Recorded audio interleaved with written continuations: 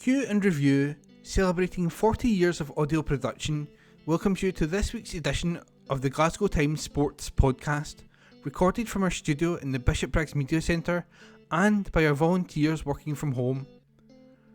Keep up to date with Q and Review news via our Facebook, Twitter or Instagram at Q and Review, that's @CUEANDREVIEW, or get in touch with us directly by emailing information@qandreview.com, that's INFORMATION @CUEANDREVIEW.com, or by calling 0141 772 3976.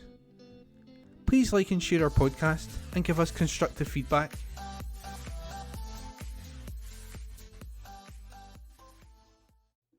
Evening Times Sport, May 16. POSTECOGLOU and KYOGO react to Celtic awards. Report by Liam Bryce. Ange Postecoglou insists his PFA Scotland Manager of the Year success would not be possible without an outstanding collective at Celtic. The Parkhead boss was humbled to be recognised at Sunday's event, alongside Premiership Player of the Year KYOGO Furuhashi, but was keen to emphasise the contribution of his players, backroom team and the wider staff at the club. Postecoglou has already banked 2 trophies in the Viaplay Cup and Premiership title, and could yet secure his first treble by beating Inverness Caledonian Thistle in next month's Scottish Cup final. He admits it is satisfying to be voted by his managerial peers, and said, "It's nice. As a manager, you are always talking about the collective. You realise how important it is. You don't have success without a whole group of people pushing you in the same direction. If the individual stuff comes across, it's nice, but I'm just representative of a larger group. I'm sort of the front man. We've had an outstanding year in terms of the level of performance the boys have managed to maintain. We have got outstanding staff. We support them and give them the best platform. I am pleased and honoured and humbled to receive it, but I am representative of a large group of people." KYOGO, meanwhile, was named the top flight's outstanding talent after a 30-goal haul helped propel Celtic to their second consecutive league championship. Like his manager, the Japanese striker was keen to single out others, and insisted he wants to remain at Celtic for as long as possible, after adding the club's own Player of the Year and Players' Player of the Year trophies to his PFA success. Said KYOGO, "I am really pleased to win all the awards. The reason I got them was due to all the support from the fans, my teammates and the coaching staff. Everyone has supported me, and I could not be happier. I want to play as many days as I can and make the supporters happy. That's how I feel. Even outside of the pitch, people recognise me and say hi. They say positive things about me. Whether home or away, they support me. I feel that I am happy about it, and it's helping me perform well." Report by Liam Bryce. Evening Times Sport, May 16. Nick Rogers says, Europe's Ryder Cup line of succession has been broken by LIV Golf.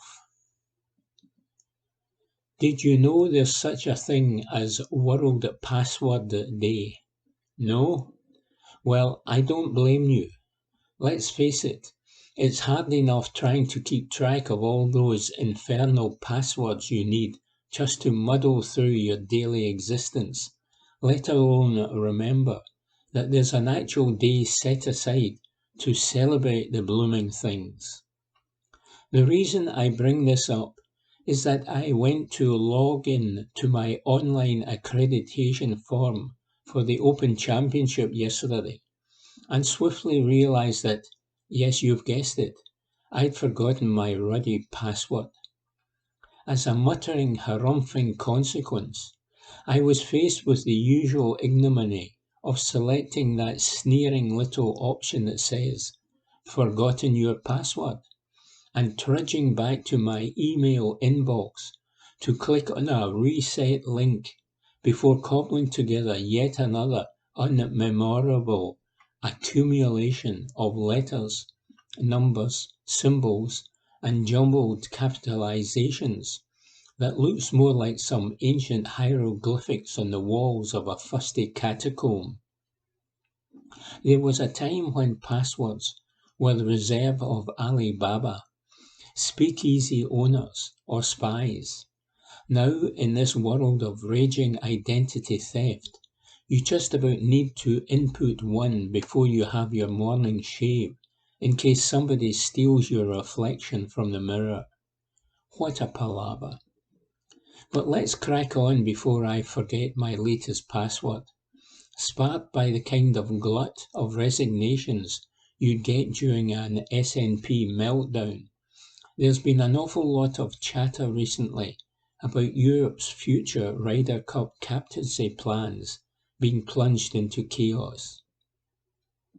The decision by Lee Westwood, Sergio Garcia, Ian Poulter and Henrik Stenson to resign from the DP World Tour after sanctions were imposed on them and others for competing without consent on the breakaway LIV golf circuit has effectively ended their involvement with the Ryder Cup. Stenson, of course, was set to be the European skipper for this September's tussle with the USA in Rome, but after accepting the job in March 2022, his tenure lasted 128 days, and he was binned after doing what he said he wouldn't do by defecting to the LIV rebellion. While the shockwaves cracked the plaster on the walls of the tour's Wentworth HQ, things were smoothed over when the calm, canny Luke Donald stepped in as a replacement skipper. Where we go after that, though, is anybody's guess. And for a European setup that had the kind of entrenched line of assumed succession you'd get with a royal family, that's a considerable fly in the ointment. Westwood, Garcia and Poulter, who all boast shimmering Ryder Cup records and have the profile and presence of sturdy leaders, were all poised to slip into the captain's armband at some point over the next few years. Graham McDowell, another Ryder Cup stalwart, was also scribbled on that list until he too jumped on board the LIV gravy train and became persona non grata in the eyes of the European hierarchy. In a stroke, Team Europe has lost a decade's worth of captains and vice-captains, and that special brew of cohesion and continuity has been poured down the cundy. Of course, vast experience, grand accomplishment, and general gravitas does not guarantee that a Westwood, a Garcia, or a Poulter would make a great captain. Nick Faldo, for instance, appointed his own ego as a vice-captain when he took charge in 2008, and his calamitous stint made Liz Truss's leadership look like a rip-roaring triumph. In the climate of division, debate, rancour and recrimination that has been created by the emergence of LIV, however, it now seems that we won't get the opportunity to see if the likes of Westwood, Garcia and Poulter would be esteemed leaders. Only yesterday the decorated Bernard Gallagher suggested in the Daily Telegraph that Europe could return to the days when a captain performed the role for multiple matches. Gallagher, of course, was the last man to skipper the team more than once, eventually guiding Europe to victory at Oak Hill in 1995 in his third spell in the position. Gallagher stated that the doubling up of the duty for home and away contests should start now, with Donald staying on after Rome to captain the team again in New York in 2025. It's a fickle old business, mind you. If Donald's Europeans preserve an unbeaten home record stretching back 30 years, he'll get worshipped like Zeus. Lose and he'll probably attract the kind of withering flack that used to be directed at a squadron of B-52s. You can see Gallagher's point though. There have been plenty of popular and successful captains in recent years who probably could have had another crack at it. Due to the burgeoning pile of potential candidates on the conveyor belt though, they had to keep things moving swiftly along. Circumstances have suddenly changed now though, and a rethink could be required. A double shift would not be the worst idea. In the women's game, Katrina Matthew was just about carried into a second term on a sedan chair after captaining Europe to a thrilling Solheim Cup win in 2019. Her successful stewardship 2 years later on American soil burnished her colossal standing and underlined the old adage that if it ain't broke, don't fix it. Europe's Ryder Cup line of succession, meanwhile, has been broken. We can only wonder what the fix will be, says Nick Roger. Evening Times Sport, May 16. Tillman on how Rangers made him a man. Report by Matthew Lindsay. Whether Malik Tillman returns to Rangers after his loan deal expires next month or moves on elsewhere remains uncertain. The Bayern Munich loanee, who was named PFA Scotland Young Player of the Year at an awards ceremony in Glasgow city centre on Sunday night, will speak with manager Michael Beale about his future this week. Beale is a huge admirer of the gifted 20-year-old, who the Ibrox club have an option to buy for a fee in the region of £5 million, and has admitted in the past that he would like to sign him permanently. But the attacking midfielder will not be short of options during the summer, given how well he has performed this season, and may well decide that he would prefer to further his career in a different locale, even if Rangers meet his asking price. If the United States international does choose to look to pastures new, he will reflect on his time in Scotland with both gratitude and affection. The attacking midfielder believes that playing for the Govan outfit at home and abroad in the 22-23 campaign has been important to both his physical and emotional development, and has turned him from a boy into a man. A great deal was expected of the promising youngster, who made 4 first-team appearances for Bavarian giants Bayern in the Bundesliga last term, when he joined Rangers. Tillman took some time to convince supporters he was worth the expenditure it took to secure his services. His early season form was inconsistent. He struggled to adjust to the game here initially. He was lambasted by many fans for his poor defensive work. However, the versatile player rose to the challenge of representing one of the biggest and best supported clubs in Europe on a weekly basis, dealt with being away from his friends and family for the first time in his life, and responded to the criticism which was aimed in his direction by redoubling his efforts. He believes he is a far more mature person and complete footballer now than he was when he first arrived in this country last July, and is glad he made the move. He said, "I watched the friendly against Blackpool in the summer, and that is when I really realised how big of a club Rangers is. Almost the whole stadium was full of Rangers fans. I think for the people here in Glasgow, and the Rangers fans are passionate in a way I have never experienced. Playing in front of 52,000 people every home game is what I have never had before. I had to get used to it, but I think you just grow into it and try to do the best you can. Everything in the Scottish League is pretty much different to the German one. It is way harder and way more focused on physicality, so I had to adapt to it. But the team helped me a lot. The club helped me a lot. The people around me helped me a lot, and the fans as well. So they made it easy for me. I think I have grown up quickly as a footballer and a man. I think I have improved in every way. Before, I would say that my defensive work wasn't quite good enough. That's what annoyed the fans as well. That's what I heard anyway, so I think I did a good job to improve on that point. I would say in football that you have to be on a certain level. Like, not only the fans expect it from me, but yourself as well.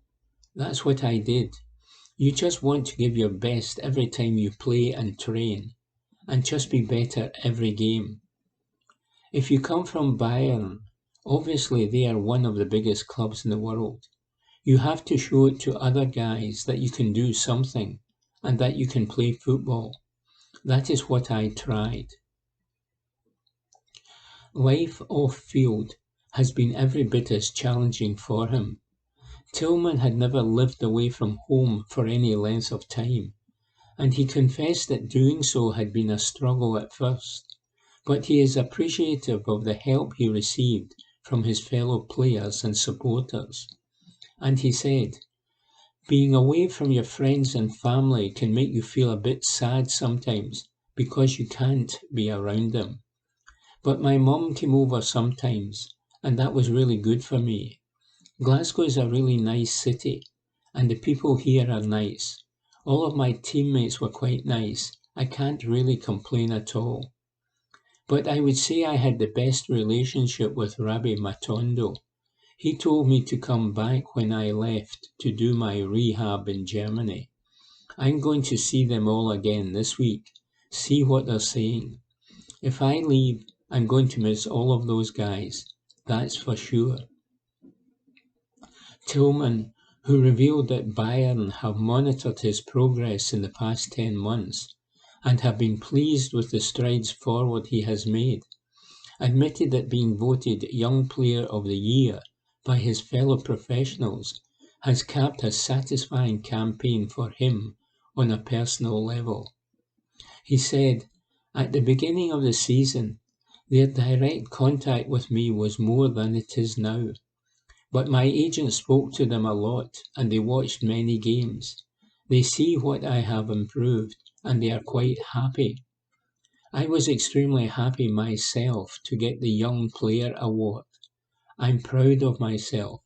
It is kind of a recognition because the other players voted for it. It is just great. I didn't expect the season to go so well." Report by Matthew Lindsay. Evening Times Sport, May 17. Caroline Weir scoops Women's International Player of the Year Award. Report by Ewan Payton. Barcelona have dominated Spanish women's football for numerous years. They have won 8 league titles and are the reigning champions of Spain after yet another successful campaign. However, Caroline Weir believes, while it would be hard, Real Madrid can eventually topple Barca. The Scot moved to Real last summer in a life-changing transfer from Manchester City. The 27-year-old attacker certainly has her sights on getting her new club to the top of Spanish and hopefully European football. It has been good, Weir said of her debut season in the Spanish capital. I knew that Barca were the more established team before I came, and they have some great players. But we are fairly close, I think. We play each other 4 times a season, and it is good for me to see how they play, a team that made it to the Champions League final. The games against them have been interesting, and everything around El Clasico is amazing. There is a lot of history around the game, and I think the atmosphere at the game and in the build-up reflects that. It definitely feels a bit different.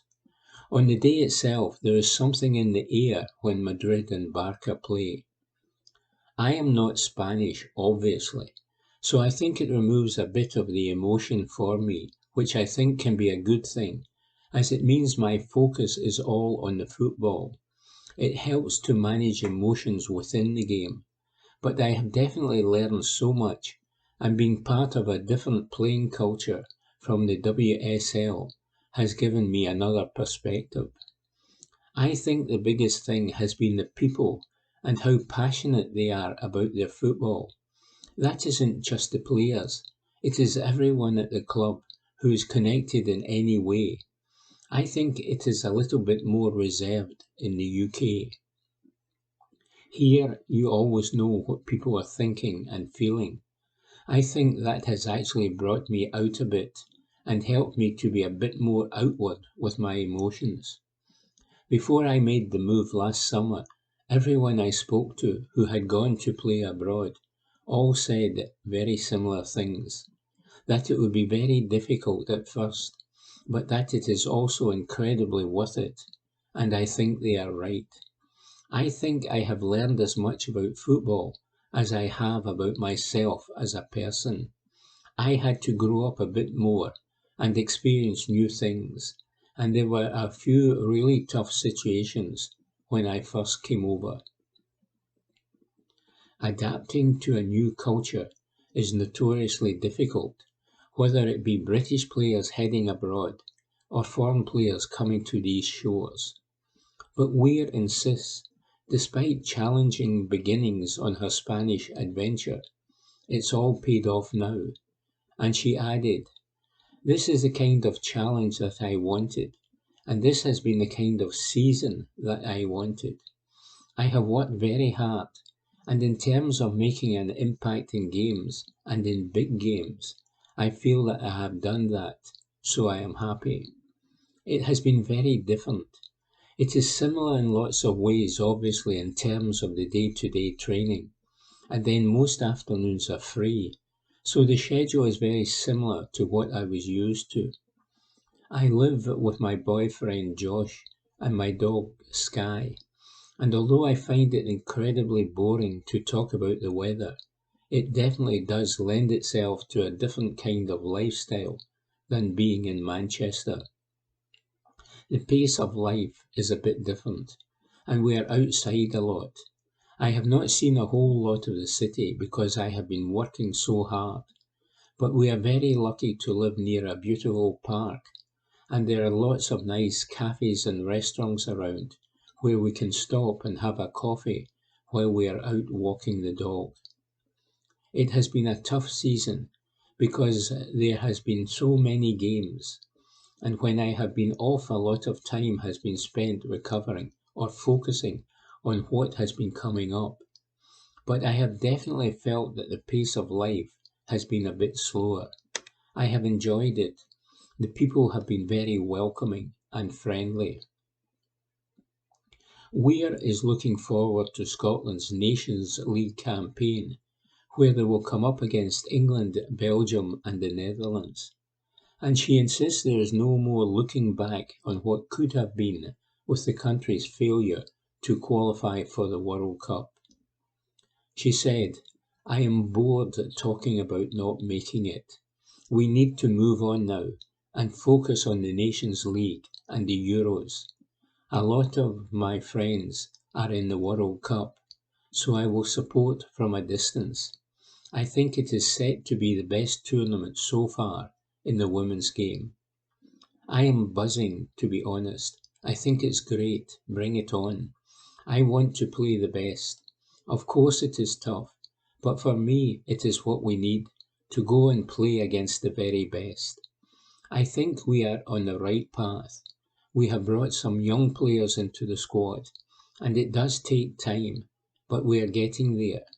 We will be playing against the best in Europe, and that is what I wanted. Report by Ewan Payton. Evening Times Sport, May 17.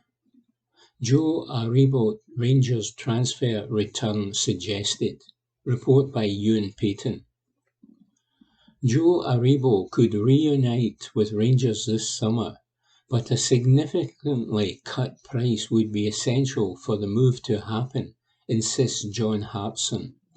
The former Celtic ace has turned surprise negotiator when addressing the former Rangers midfielder's poor campaign with Southampton.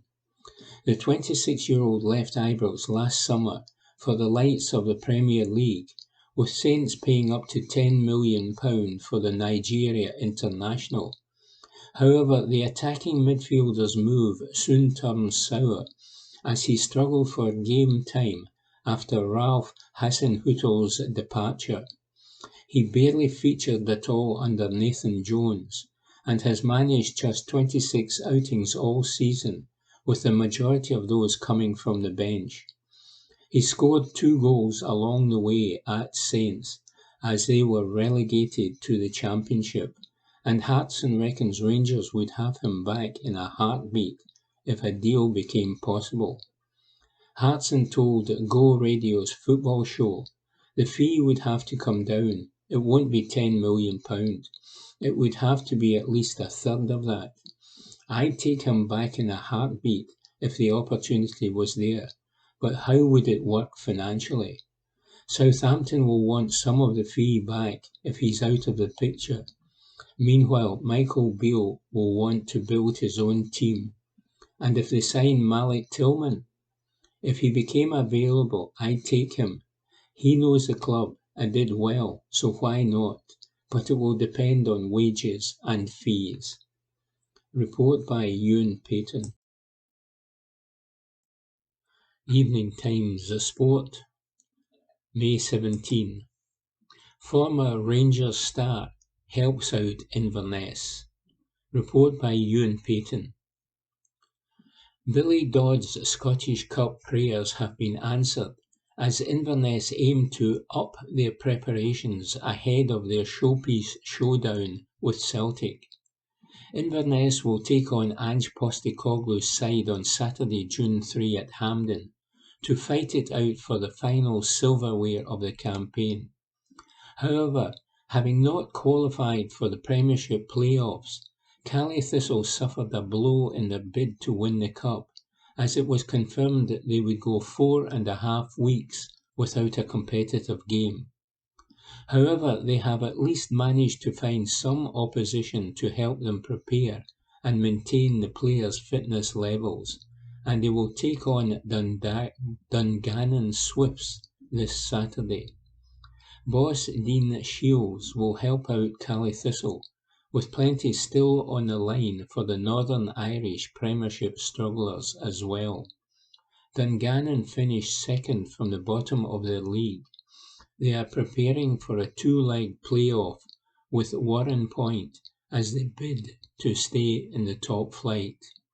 An Inverness statement read, "Ahead of the Scottish Cup final on Saturday, June 3, we are delighted to announce we will face Dungannon Swifts in a friendly at Stangmore Park this Saturday away from home.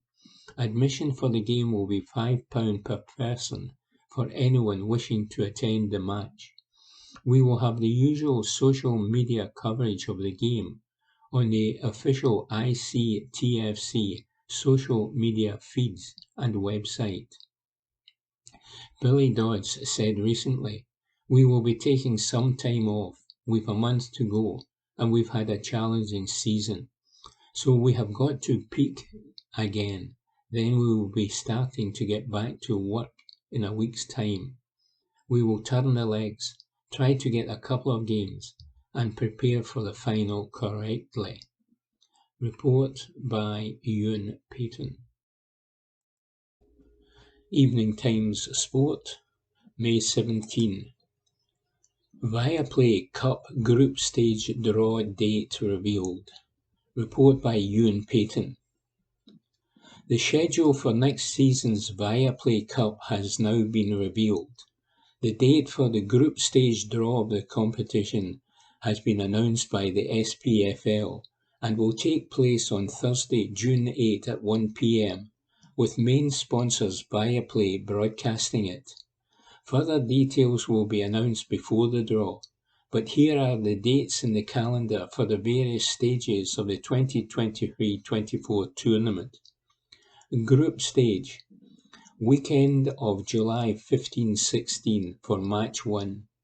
Midweek of July 18-19 for match 2. Weekend of July 22-23 for match 3.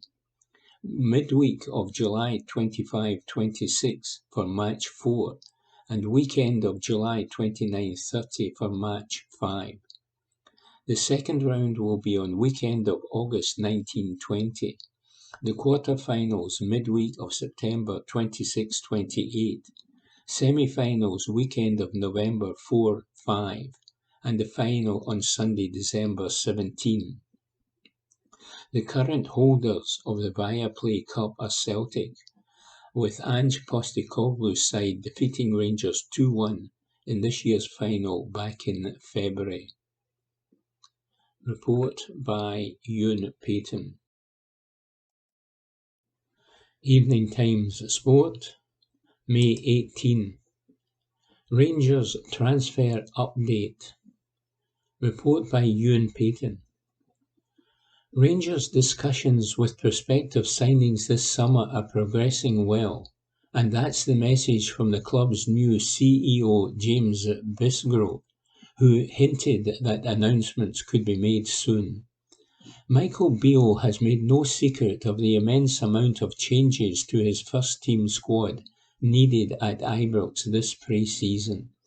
With the 2022-23 campaign nearly over, attention off the field has turned to recruiting new players for next season, as well as addressing those players who will agree to new terms or leave at the end of their contracts. It is believed that the likes of Jack Butland, Kieran Dowell and Dujon Sterling are close to becoming Rangers players, and Bisgrove admits there will be updates for fans to read about soon. But the chief executive insists supporters must also be mindful of the importance of the club's trading model, with some players likely to be sold this summer if the deal is right. He told Rangers TV, "The manager has spoken about this summer being quite a transformative one for this squad. He's also presented a very clear plan, which is a body of work that's taken place across many months, led by John Park, our chief scout, from a recruitment point of view. He's presented the plan for what he wants the squad to look like next season. That plan is fully supported by the board, and we are reasonably well advanced in a number of discussions that will underpin that plan in terms of player recruitment. I think there will be some updates and announcements on that in due time." The plan that Michael has presented to the board is a really exciting one in terms of the transformation of the team and what he wants to put on the park for next season. We need to recognise that player recruitment is never a linear process. There are various discussions and negotiations that are taking place, but we are ahead of the game in now engaging in some of those conversations. Whilst the focus this summer will absolutely be on recruitment, bringing players in, we will also have an eye on players trading out, because that is important to the model. There are individuals clubs that we're speaking to. That may mean there are players that supporters see coming in, but also going out. We will always only take those decisions in the best interests of the club. Ultimately, this is all about Michael's plan for next season. As I said, he has the full support from the board in delivering on that. Report by Ewan Payton. Evening Times Sport, May 18. John McGinn explains Scotland lessons on and off the pitch. Report by David Irvin. John McGinn insists Scotland have learned lessons on and off the pitch 12 months on from World Cup playoff heartbreak. The Aston Villa captain, named Scottish Football Writers Association International Player of the Year, is confident the national team setup has been sufficiently elevated over the past year since defeat to Ukraine at Hampden. Among the changes has been a move to Lesser Hampden for the recent international break, along with plans for a training camp. McGinn, reflecting on the World Cup playoff semi-final loss, said, "It was a completely unusual experience for all of us, having such an important game and the gap in between. We didn't do a training camp last year, so this year we are doing it. That's the sign of the growth of the squad, not only on the park but also off the park. We are learning from our mistakes. That's everyone. That's us coming together. When we have a positive result, we go back and see why. If we have a bad result, we'll go back and see what we can to change as players. The staff will get together and say the same. If we want to get to the major tournaments, we need to just park the excuses. There will be absolutely no question that the players, whether some need a rest more than others, and some need to train more than others, will be extremely prepared for that game against Norway on June 17. Serious questions were raised over the £33 million Oriam training base in Edinburgh, used since 2016, after a move to Lesser Hampden for the internationals in March, and the Scotland squad will again be based in Glasgow ahead of qualifiers in June. For McGinn, it's a top-class facility and played its part in the successes over Cyprus and Spain earlier this year. He said, "It definitely does make a big difference. Obviously, there are a lot of us who are spoiled down here with facilities, hotels and everything else. It's absolutely perfect. We're not expecting that one bit with Scotland, as we know we are from a small country. But we also know the impact the perfect preparation can have. We were delighted with the changes in the last camp." Report by David Irvin. Evening Times Sport, May 18. POSTECOGLOU in glowing Celtic tribute to key pair. Report by Liam Bryce. Ange Postecoglou may be the front man, but the Celtic manager is adamant his backroom team deserve just as much limelight. Named PFA Manager of the Year for the second season running at Sunday's awards, the 57-year-old has guided his all-conquering side to the brink of a treble. These are yet more heady days for the Parkhead club, and plenty question whether the return of such good times would be possible when Postecoglou walked through the front door all alone in summer 2021. Arriving from the other side of the world, with no assistance, was a bold move, especially given the unfavourable perception around the previous management team.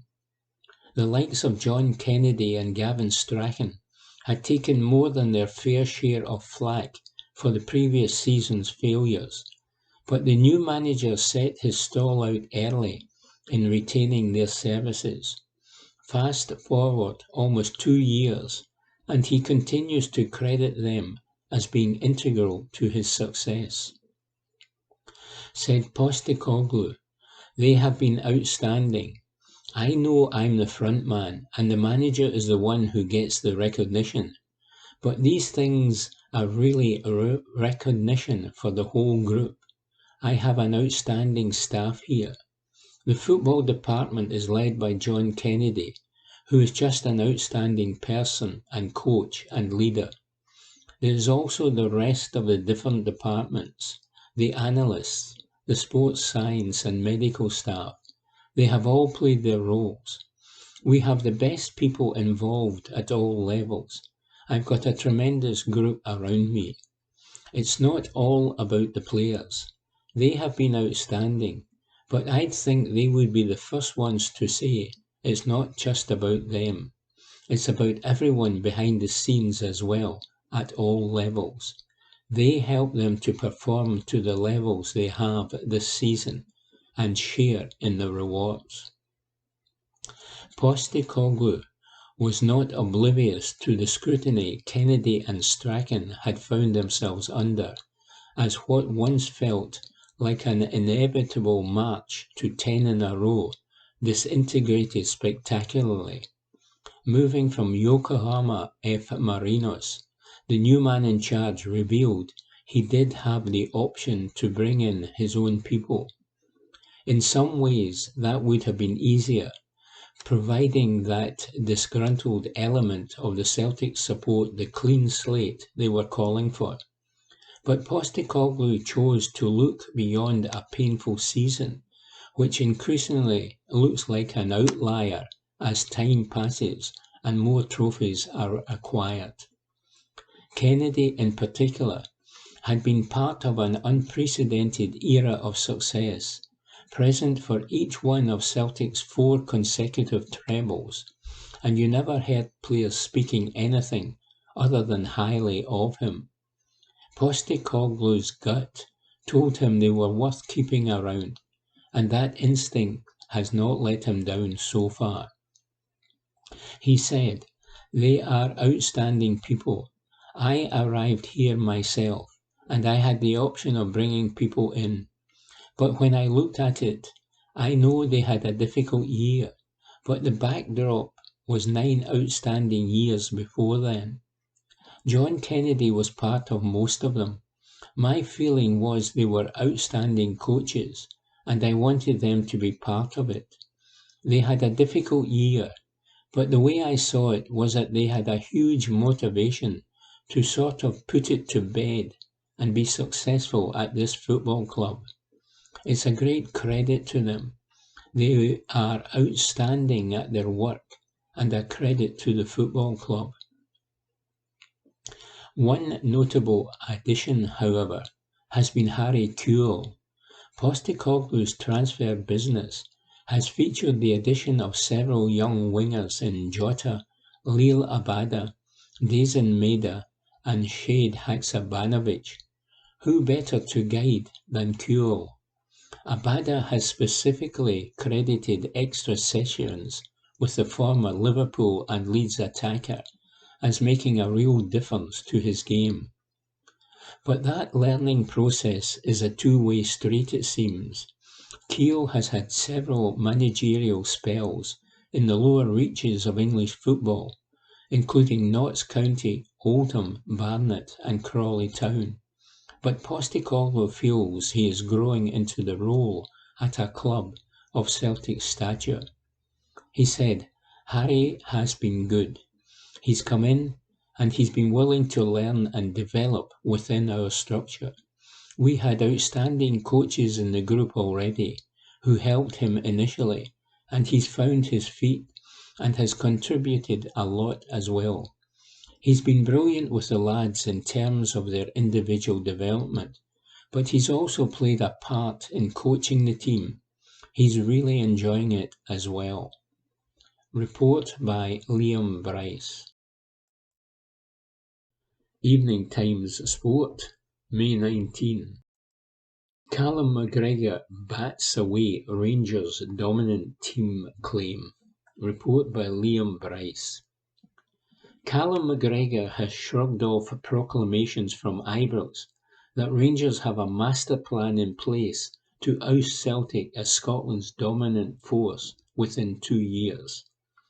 A first address from their rival's new chief executive, James Bisgrove, earlier this week, outlined a vision to wrestle back superiority in Glasgow by 2025.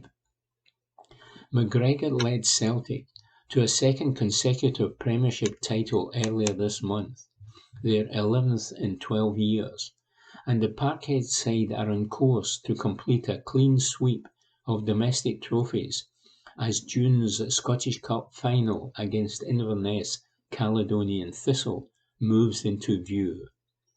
Celtic have gone from strength to strength under Ange Postecoglou's management and will build further financial muscle in qualifying for next season's Champions League. There is a summer of transition on the cards over at Ibrox, but McGregor insists Celtic's desire for continued improvement has never been fueled by external factors. Said McGregor, "To be honest, I don't think we look at any outside noise at all. I'm pretty sure if you ask the manager at any point in the season, is he looking to strengthen the club? Or if you ask the players, are they looking to strengthen their own game? And collectively together, the answer to that is absolutely always. I don't think in sport you can ever stand still. You've always got to continue to push forward and try to get better in many different ways. So as long as we've got a mindset within the club that we continue to push forward, then that's what's more important for us as players and staff, that the club has got a vision moving forward and they are aggressive in the way they want to progress the club all the time. As long as we keep doing that and focus on ourselves, I've got no doubt that we'll continue to get better as well." Report by Liam Bryce. Evening Times Sport, May 19. Ollie Smith brings his trumpet to Dublin. Report by David Barnes. With Ollie Smith starting at full back for Glasgow Warriors in tonight's European Challenge Cup final showdown against Toulon in Dublin, the team can be assured of the wholehearted backing of their most committed and energetic supporter. Gavin Smith has followed his son and the team across Europe and down to South Africa these last 2 seasons, with his trumpet providing a jaunty audible backdrop to their exploits on the park. The 22-year-old fullback confirmed, "My mum's not coming across, unfortunately, but my sister is coming up from London, and I don't know how my dad is travelling, but he'll be there with his trumpet. He seems to find wacky ways of getting to places, but I think it is pretty straightforward to get to Dublin." For the Scarlets game a few weeks back, he flew Edinburgh to Belfast on Friday night, stayed with cousins in Belfast, then was supposed to fly to Cardiff, but someone passed out on the plane, so they had to divert to Liverpool to drop off the patient. So it was then from Liverpool to Cardiff, then bus to Llanelli. He stayed in Llanelli Saturday night after the game, then travelled back up to Cardiff, flew to Dublin, then on to Glasgow, and got the train back to Prestwick late Sunday night. He seems to do that all the time. It was really cheap.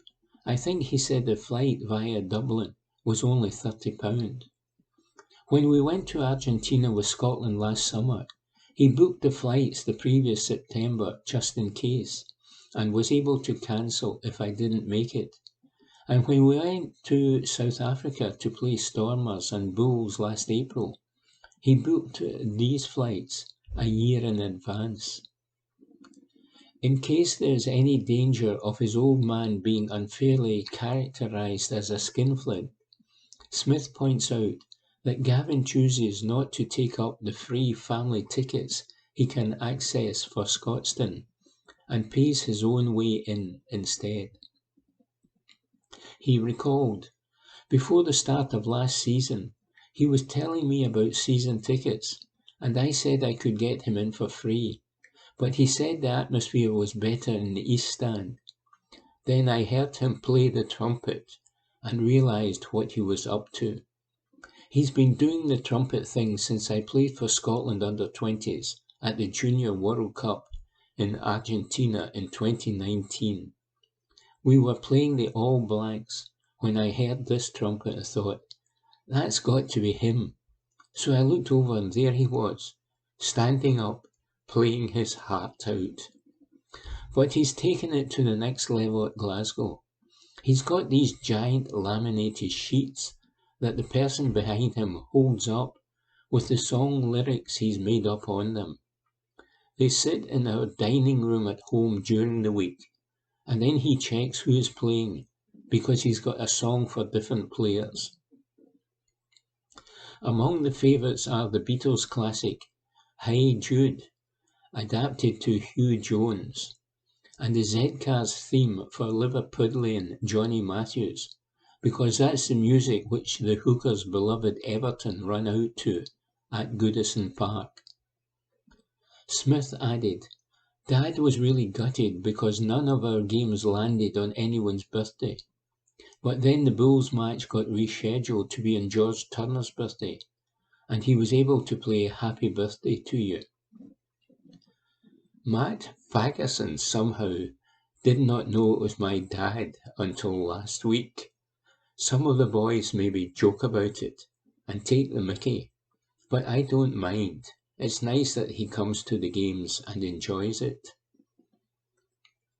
We can safely assume that Smith Sr. is already well down the road to planning his trip to France for this autumn's World Cup, after his thrice-capped son was named in Scotland's World Cup training squad earlier this month. But his offspring is not looking beyond tonight's match. He said, you look at that Toulon team and it's stacked with big names. French internationals, South African internationals, arguably the greatest Italian player ever. So it's definitely a game you want to be involved in. People might point out it is the Challenge Cup instead of the Champions Cup, but Toulon are one of the best teams in France, and they are desperate to win this after losing the final last year, so it's a huge fixture. You maybe get a bit more structure against URC teams, because French teams like to play a faster and wider brand of rugby, so it's about combating that style. We don't exactly play a slow game. We have the fastest ball in the league, but we like to have order in our play. It's not just chaos. So we've spoken a lot this week about building into this game through order. Report by David Barnes. Evening Times Sport, May 19. Kenneth Ward says, VAR real villain of the piece. Murder, she wrote. Who wrote? Why, Jessica Fletcher, of course. That high priestess of the detective fiction genre, which reached its zenith in the early 1990s, when Dame Angela Lansbury cornered the market with her singular depiction of the busybody amateur sleuth, hell-bent on working out who done it, before the slightest splat of DNA or the faintest smudge of a fingerprint had been detected by the hapless Cabo Cove police force. In submitting to this seemingly benign subset of crime fiction, one becomes accustomed to the regular sleights of hand and attempts at misdirection thrown in by the writers as part of a puzzle-solving exercise, with more in common with your crossword on the back of your newspaper than CSI. An enraged threat of physical violence here, the wielding of an offensive weapon there, Indeed, I've often been left with a sense of, what about wrongful conviction, when that chirpy soundtrack kicks in to accompany a still frame of Ange beaming at her own success in solving the case. In a country like the United States, whose threshold for criminal conviction is supposed to be beyond a reasonable doubt, the detection of a brooch here, or stray thread or button as proof that Mrs. F has led the authorities to the right wrong one, presumably carted off to death row after the credits have rolled, has always left me a touch uncomfortable. In fact, more often than not, I found the red herrings more plausible than the perceived wisdom of our hearty heroine. Anyway, from red herrings to Peter Herring's red card at St Mirren last week. The theme of wrongful conviction this week was once again brought into full focus in the Cinch Premiership.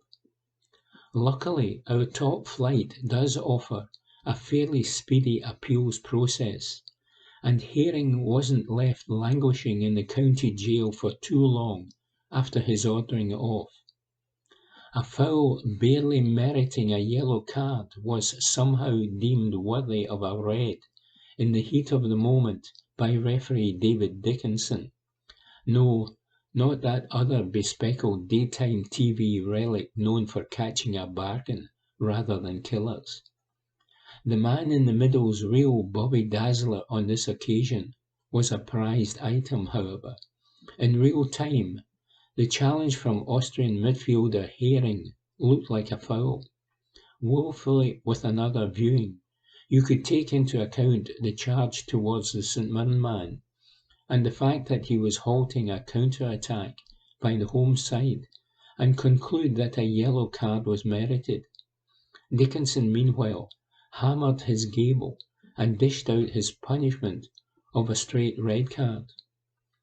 The decision itself is a red herring here. The ordering off is a distraction from the really important question: what on earth was VAR doing?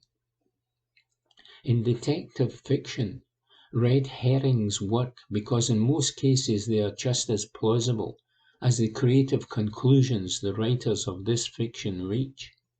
But Dickinson, in getting this one so clearly wrong, should have been alerted to the error of his ways by those narrating the plot into his earpiece from the VAR control room. Bizarrely, the decision was checked, and the video assistant referee quickly agreed with the original call, which was upheld. Hearts went on to play the remainder of the match with 10 men, and it finished 2-2. They currently trail Aberdeen by 5 points in the race for third place, with 3 rounds of Premiership fixtures remaining. How priceless an additional couple would have been ahead of tomorrow's lunchtime clash against the Dons at Tynecastle, and who knows what the outcome would have been if they had kept 11 men on the field. In the case of Herring, the news that the Hearts midfielder's appeal was successful was tediously inevitable. Just last month there was a similar incident when Jimmy Jeggo had his red card for Hibs against St Johnstone reduced to yellow after appeal, despite VAR being in use at that match also. I have opined all season that VAR referrals should be reserved for clear and obvious errors during a match. The lines determining frictional offsides and endless loops of balls bouncing up and flicking the fingers come across like evidence in a 90s sleuth drama. But in instances like this, where the referee has so clearly made an honest mistake, VAR has an open goal to take centre stage and unmask the truth, while everyone else argues the details and clutches at their own conclusions. That the decision was referred to VAR, checked, and the wrong decision was still reached, leads to the cognitive dissonance for the club of having to appeal the decision after the fact, presumably confident that a panel will see sense.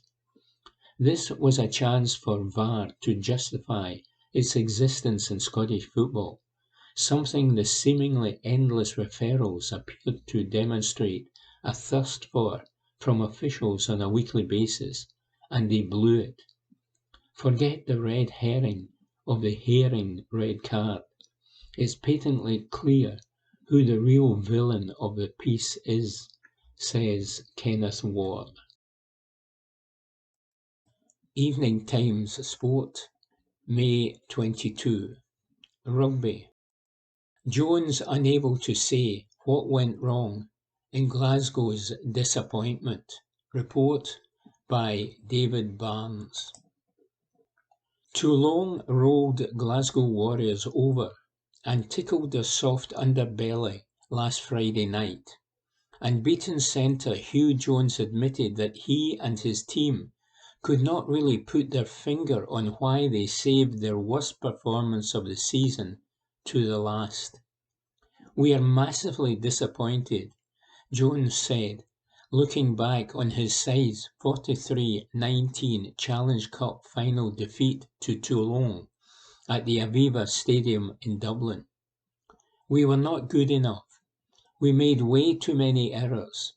We got into their half quite a few times and did not take our chances, which is really frustrating because our conversion rate has been pretty good this season. We will have to watch the game back to see what went wrong, but I don't think it was anything to do with it being a big occasion. I just think it was one of those days when it didn't go right." Maybe the coaching team and squad were being more honest with themselves behind the closed changing room door, but the public suggestion that it was just one of those days is as worrying as the failures in performance witnessed on the park. It was not that Jones was trying to duck responsibility. As an individual and as part of the collective for what went wrong, but it would have been encouraging to hear him admit that the pressure of the occasion had got to the squad, or that Toulon's intensity and accuracy had caught Warriors on the hop, or that head coach Franco Smith had made a rare selectorial misstep by not picking his best line-out operator in Richie Gray, which directly led to the team's set-piece crumbling in front of our eyes. As it is, we have not been reassured that any important lessons have been taken on board, and there is every reason to fear that the long track record of Scottish pro teams failing to consistently deliver when it really matters is set to carry on indefinitely. Jones added, "There was nothing wrong with our preparation, and we are not bad players. We have plenty of experience in the squad. But mistakes at this level are costly. If you are not getting things right, if you are coughing up the ball in your half, a good team like Toulon is going to make you pay for that, and we paid the price." Warriors were so slow out of the blocks that they found themselves 21-0 down inside 24 minutes after coughing up 3 soft tries, and while they managed to cross the whitewash themselves 3 times in the second half, twice through skipper Kyle Steyn and once through fellow winger Sébastien Cancelier, they did not ever look like getting within touching distance of their dominant French opponents. In the end, the scoreline flattered the Scottish team. Toulon's dominant performance was all the more impressive when you consider that they lost 4 influential backs before half-time. The way they refused to be knocked off their stride should serve as an object lesson in how to cope with adversity for a Warriors team who became more and more frazzled and erratic as the game wore on. Jones said, "It should have been tighter. Those 3 tries at the beginning were really easy for them. We got back into the game in the second part of the second half, We were in their half and we played some good rugby. But each time we got close or had a chance, we made a mistake. Sometimes it was a bad pass, sometimes a dropped ball, sometimes we gave away a penalty. We kept on finding different ways to make life hard for ourselves.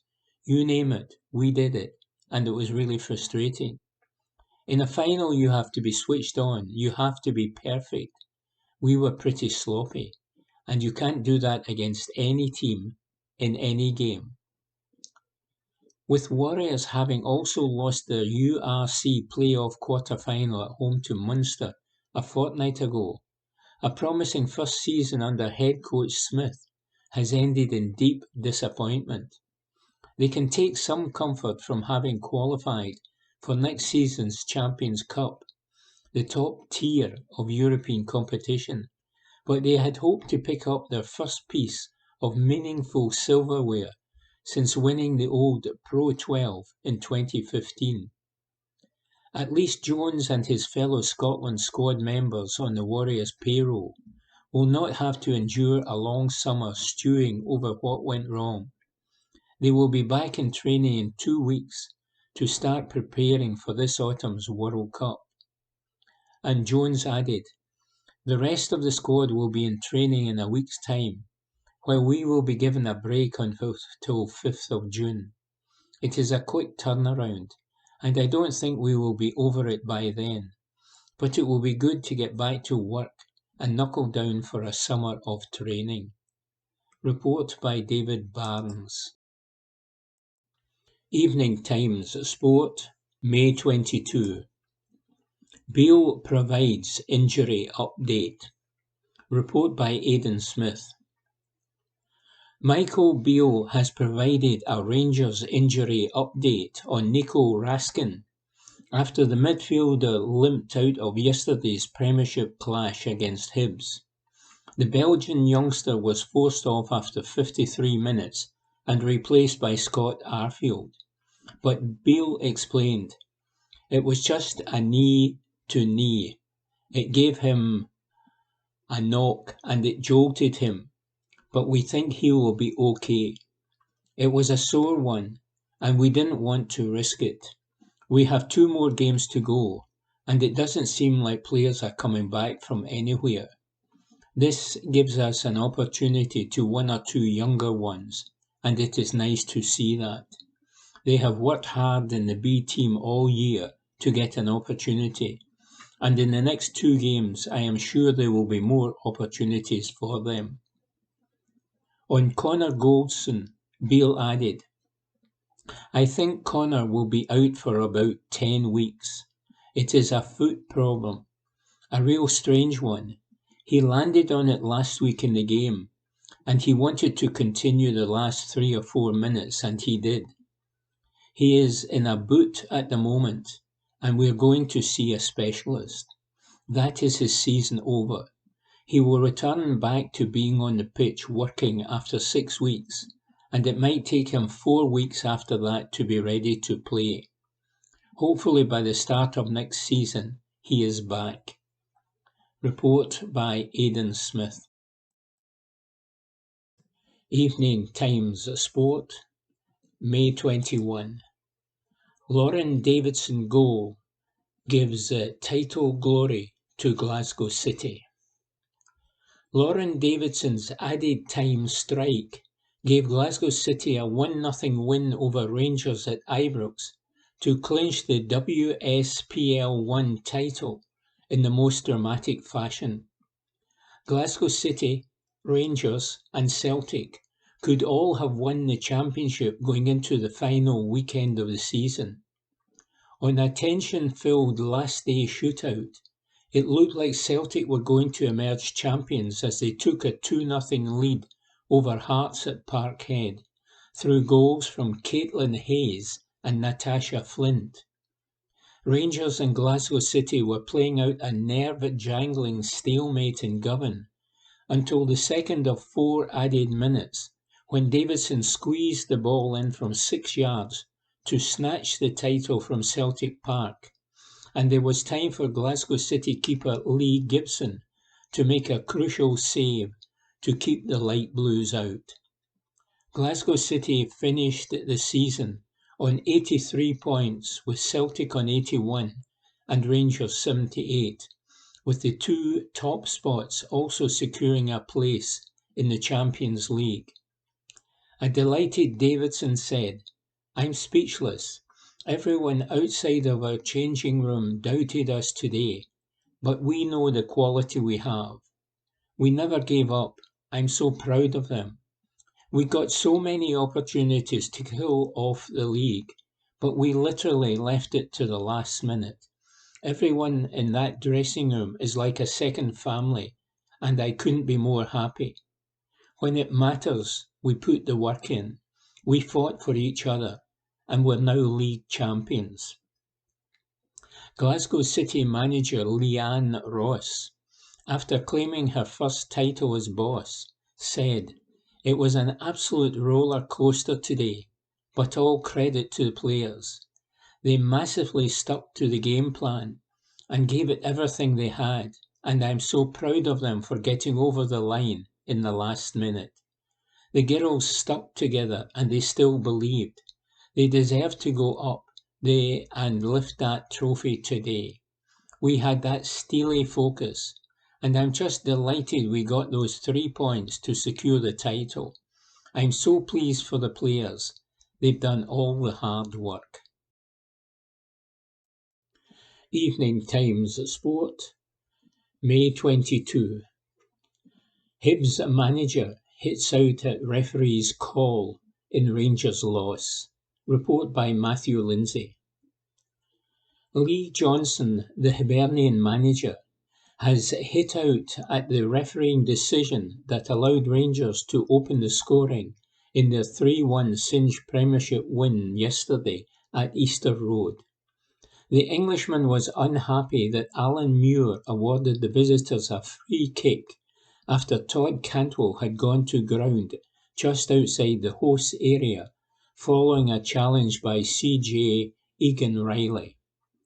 James Tabarny, who was making his 400th appearance for the club, fired it into the top corner, and Michael Beale's team went on to win comfortably. However, the Hibs manager was unhappy with Muir's call and praised right by Egan Riley for his play. And he said, "First half, we were well in the game and were countering really well. They had more technical quality than us, and it gives them the chance to overload the centre of the pitch. But when we won it, we had really good opportunities to go and be dangerous, and occasionally we were dangerous. We had decent chances. If you put together a set of highlights for Hibs, you would see decent chances. But in the context of the game, Rangers had a little bit more control than we'd like. That probably stems from the first goal. We did not think it was a foul. It's a very soft one. CJ put himself between Cantwell and the ball when he chopped inside, and that was good defending. But the referee wanted to give those all day and was very quick to blow the whistle for that one. Johnson conceded that former Scotland international David Marshall could have done better at the free kick. And he said, "It's a great finish right into the top corner. But I think the keeper made a mistake in his first step. He stepped to read the cross, and once you've stepped away from the ball and it gets whipped inside you, it's very difficult to recover and come back." Evening Times Sport, May 22. Partick Thistle will go on the offensive against Ayr. Report by James Kearney. Partick Thistle manager Chris Doolan is a firm believer in the notion that the best form of defence is to go on the attack, and few have embraced this philosophy as wholeheartedly as Jack McMillan. The fullback opened the scoring for his side on Friday night's 3-0 win over Ayr United in the first leg of the Singe Premiership playoff semi-final at Firhill, playing his part as the Jags stretched their unbeaten run to 9 games. Thistle did not get off to the best of starts against Lee Bullen's side until McMillan's first half goal swung the momentum in the host's favour. It was a familiar sight for supporters as they watched the right back bombing down the wing, linking up well with Stevie Lawless before slamming the ball home. It was McMillan's second goal of the playoffs.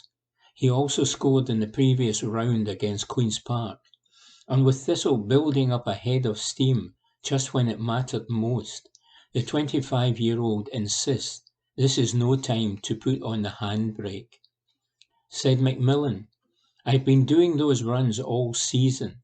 I've been linking up with Stevie, and it's something we've been working on in training. We're keen on having him on the ball. He attracts 2 players, and it leaves me a free run. It's worked the last couple of weeks pretty well. I've watched it back, and I probably should have squared it. I got quite lucky. It went through the goalie's legs. I'm just happy it hit the back of the net." I don't think a team that's finished 4th has gone up. The manager said a couple of days ago that these are things to be broken. Hopefully we are the team to go and do that. Maybe there's not been a 4th place team before that has the momentum we have. We are playing a lot of good stuff, especially at our home ground. The clean sheets since the manager has come in have been huge, keeping things tight at the back as well. We've tweaked a few things. Probably formation was a big thing, and it seems to be working. It suits the way we enjoy playing with the 2 fullbacks quite high. It seems to be working. The 2 centre-halves have been excellent. The 2 midfielders, Ross Doherty and Stuart Bannigan, and Kyle Turner stepping in, have been excellent. They also provide cover for the fullbacks going forward. We kind of play a box in there, which allows me and left-back Kevin Holty to get a free run at them. McMillan has previously tasted success in the Premiership in the playoffs, but it is not an experience that is fondly recalled by some of his teammates in the dressing room. The defender was part of the Livingston team that triumphed over Thistle in 2018, and he feels it would be fitting if he could play his part to seal the Jags' return to the big time. He recalled, "I'm not allowed to speak about that too much, because I think Stevie and Banzo were there at the time. I kind of owe them one, don't I? To get Thistle back up to where they belong, it would mean a lot. They do remind me what I did a wee bit, but Stevie actually joined Livingston in the next season after it, so it was all forgotten about. But I think Banzo is still angry. I think we are in a good place at the moment, going into the next game with confidence. We need to keep this momentum going." Ayr centre-half Sean McGinty, meanwhile, is refusing to write off his team's chances of overturning the 3-goal deficit in Friday night's second leg at Somerset Park, but he accepts he and his teammates have it all to do.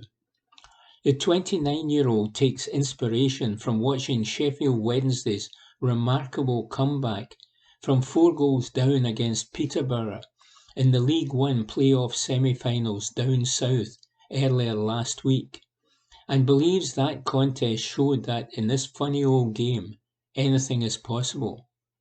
Said McGinty, "It is not over, and we have 90 minutes to peg it back, and we are capable of doing it.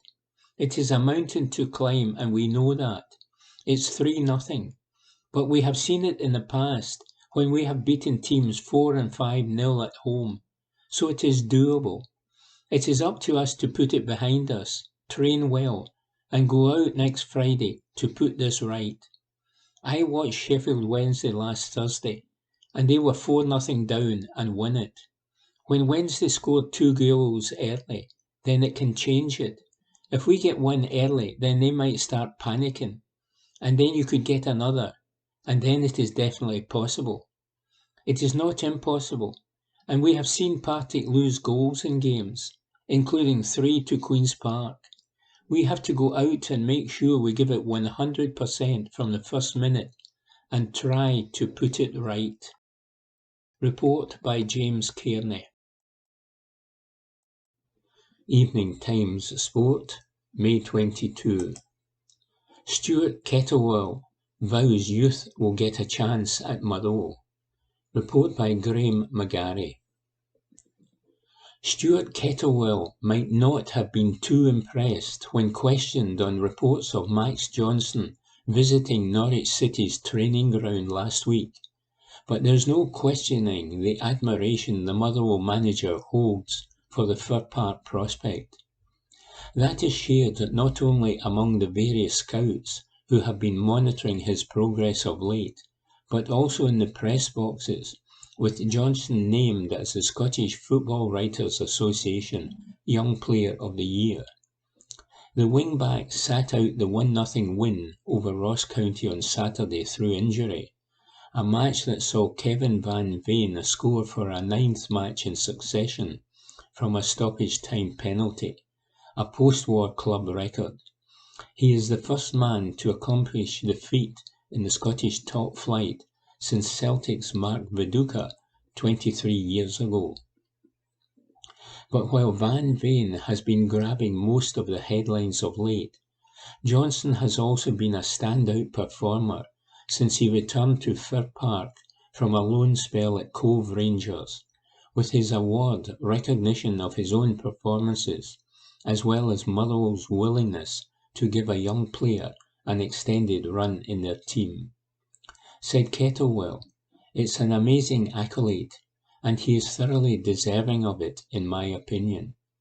I saw a stat recently about the number of young players that get opportunities to play in Scotland under the age of 21, and I pay testament to the young lad Dylan Smith for Ross County coming on as a 16-year-old. We had Lennon Miller coming on for us. James Furlong is 19, Max is 19, but there are not an awful lot of young boys playing a lot of football. I am a huge believer in it. I think we have to get a balance in trying to produce our own players and filter them through. So I'm delighted that Max has got the award, but I'm also delighted that it shows that process to academy players, that they can earn the right to play, and the achievements that can come off the back of it. Motherwell may have to do without Johnson next season, with so many suitors lining up with an eye on a summer swoop for the 19-year-old, but they managed fine at the weekend to extend their winning run to 3 matches.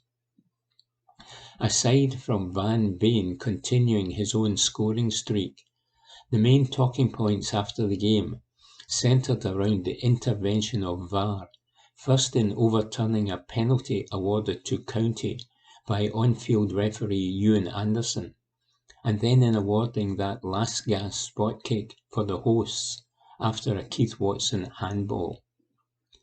County manager Malky Mackay was a picture of exasperation after the match, but both calls were correct by the letter of the law, as frustrating as the circumstances may have been.